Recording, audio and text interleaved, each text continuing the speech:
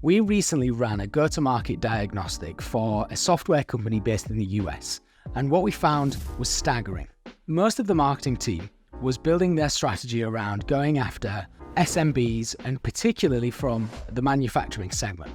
And this was for good reason. The win rates were highest, there was a huge total addressable market for winning these types of customers.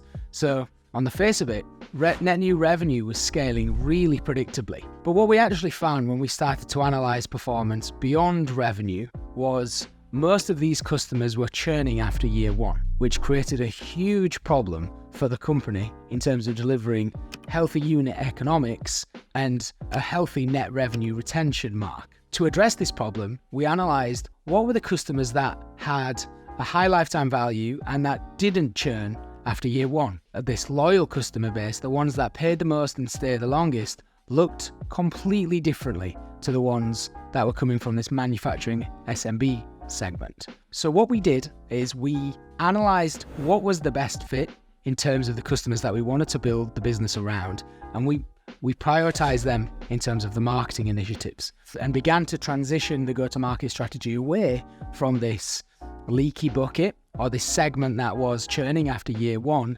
and towards segments that were delivering long-lasting revenue that helped the business grow in the long term.